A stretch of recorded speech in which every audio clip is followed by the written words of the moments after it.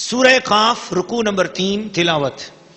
يوم نقول لجهنم هل امتلأت وتقول هل من مزيد وأزلفت الجنة للمتقين غير بعيد هذا ما توعدون لكل أواب حفيظ من خشي الرحمن بالغيب وجاء بقلب منيب ادخلوها بسلام ذلك يوم الخلود لهم ما يشاءون فيها ولدينا مزيد وكم أهلكنا قبلهم من قرن هم أشد منهم بطشا فنقبوا في البلاد هل من محيص إن في ذلك لذكرى لمن كان له قلب أو ألقى السمع وهو شهيد ولقد خلقنا السماوات والأرض وما بينهما في 6 أيام وما مسنا من لغوب فاصبر على ما يقولون وسبح بحمد ربك قبل طلوع الشمس وقبل الغروب ومن الليل فسبحه وأدبار السجود واستمع يوم ينادي المناد من مكان قريب يوم يسمعون الصيحة بالحق ذلك يوم الخروج إنا نحن نحيي ونميت وإلينا المصير يوم تشقق الأرض عنهم سراعا ذلك حشر علينا يسير نحن عالم بما يقولون وما أنت عليهم بجبار فذكر بالقرآن من يخاف وعيد.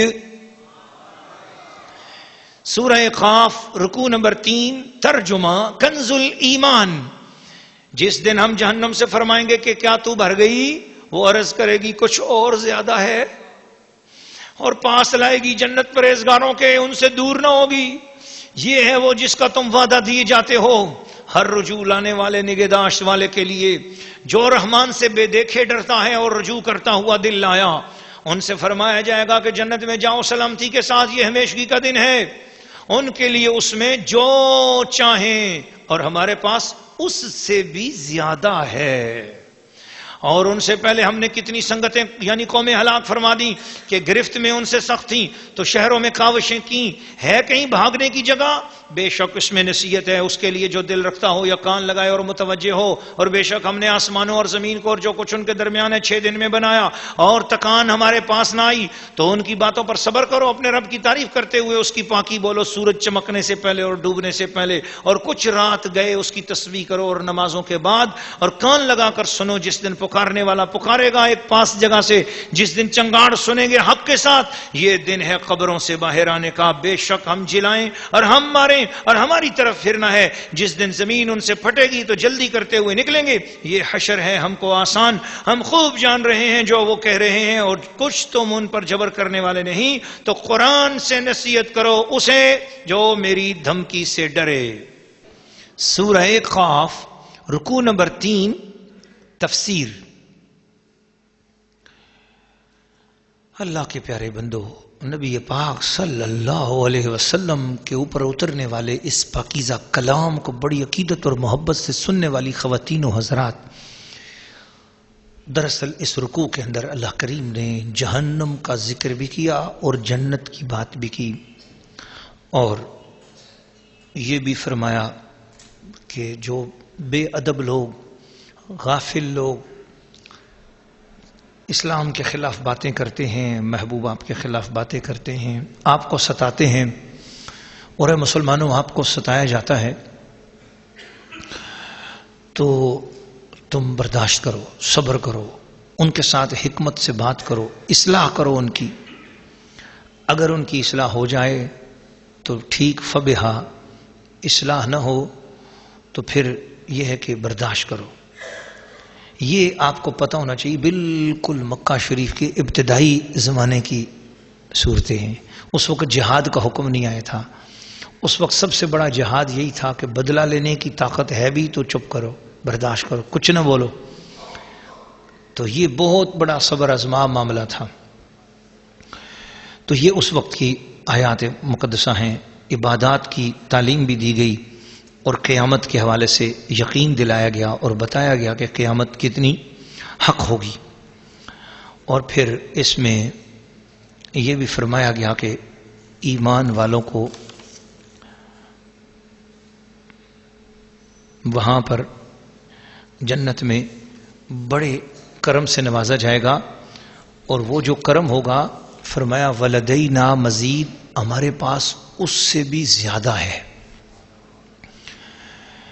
اب یہ اس سے بھی زیادہ کیا چیز ہے، اس پر تو بہت ساری احادیث ہیں، لیکن ایک حدیث شریف آپ کو سنا رہا ہوں کہ فرمایا کہ جب جنتی اپنی حوروں کے پاس اور جنتی مرد اپنی عورتوں کے پاس، جنتی عورتیں اپنے خاوندوں کے پاس ہوں گی،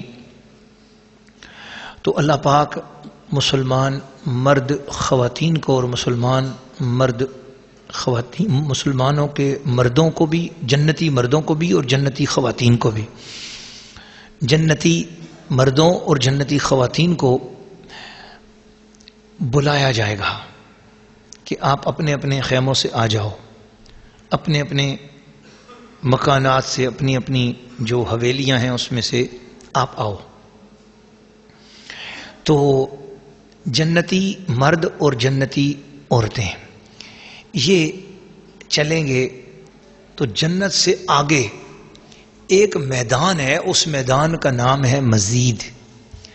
اس مزید کے میدان میں سب جمع ہوں گے۔ بتایا یہ جاتا ہے کہ وہ جمعہ کا دن ہوگا اور ہر جمعہ کو یہ منظر ہوا کرے گا۔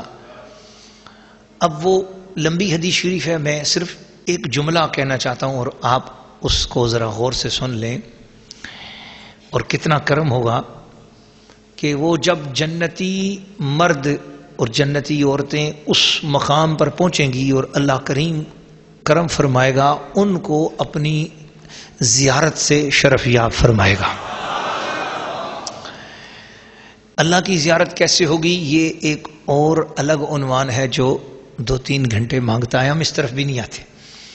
اللہ تعالیٰ کی زیارت ہوگی، وہ اللہ تعالیٰ کی زیارت کو پانے کے بعد واپس جب آئیں گے اپنے حجروں میں، اپنے محلات میں، اپنے علاقوں میں جب واپس پہنچیں گے تو جنت کی حوریں مسلمان عورت کو ٹکٹکی باندھ کر دیکھتی رہیں گی۔ مسلمان عورت کا حسن جنت کی حوروں سے 70 حصے زیادہ حسین ہو چکا ہوگا،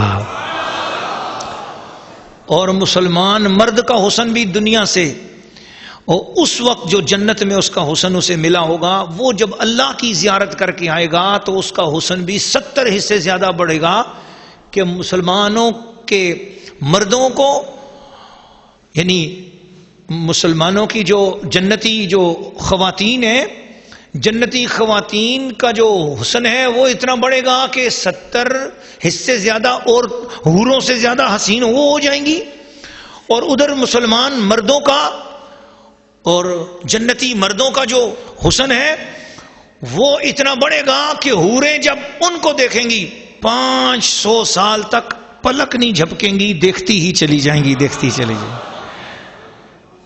اتنی مدت تک دیکھتی چلی جائیں گی ٹکٹکی باندھ کر۔ ان کے مسلمان جو جنتی ہیں ان کے جو چہروں پہ نور ہوگا وہ اتنا زبردست ہوگا۔ تو بتایا یہ جا رہا ہے، میں بار بار لفظ مسلمان مرد، مسلمان عورت یہ لفظ اس لیے کہہ رہا ہوں کہ دو لوگوں جنت اسلام کے صدقے ملتی ہے۔ دنیا کے منافق اور دنیا کے بے ادب اور گستاخ یہ مت سمجھیں کہ جنت ہماری کسی چلاکی سے اور ہوشیاری سے مل جائے گی۔ جنت چلاکیوں اور ہوشیاریوں سے نہیں ملتی، اور یہاں پر لوگوں کو بے وقوف تو بنایا جا سکتا ہے، لیکن اللہ کے سامنے الا یعلم من خلق وهو اللطیف الخبیر، وہ تو دلوں کی جانتا ہے۔ اس لیے جنت اگر حاصل کرنی ہے تو اسلام پر عمل کرنا ہے، سچے دل سے عمل کرنا ہے۔ دعا ہے کہ اللہ پاک مجھے اور آپ سب کو جنت کے قابل فرما دے، جہنم کے عذاب سے بچائے، اور نبی پاک علیہ الصلوۃ والسلام کا پڑوس نصیب فرمائے۔